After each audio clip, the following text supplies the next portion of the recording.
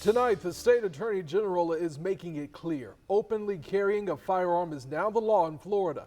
This comes after a district court of appeals struck down the state's decades-old ban, calling it unconstitutional.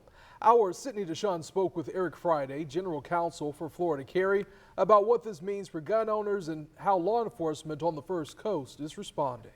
The way Floridians carry firearms in public is changing after the state attorney general instructed law enforcement to no longer arrest or prosecute anyone for openly carrying a firearm in most public places. This following an appeals court ruling that the longstanding ban conflicted with the Second Amendment right to bear arms. Eric Friday, general counsel for Florida Carry, helped lead the case challenging the ban. The fact is we have a right to carry. We have a right to bear arms in this state and in this country. The Jacksonville Sheriff's Office, Jacksonville Beach Police, and Sheriff's offices in Clay, Baker, St. Johns, and Nassau counties announcing they will no longer enforce the ban. Law enforcement's on notice today.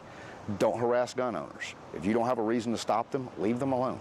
Friday says the court's decision applies to all firearms, handguns, rifles, and shotguns. There was no way to legally carry in Florida before this ruling. Even a person who was hunting was breaking the law and could be lawfully arrested, and then it was their job to go into court and say, but I was hunting. Law enforcement agencies stressed restrictions on carrying firearms remain in places like schools, courthouses, and certain government buildings as defined in state law. There's a statute 790-06, subsection 12A. It lists where guns are prohibited.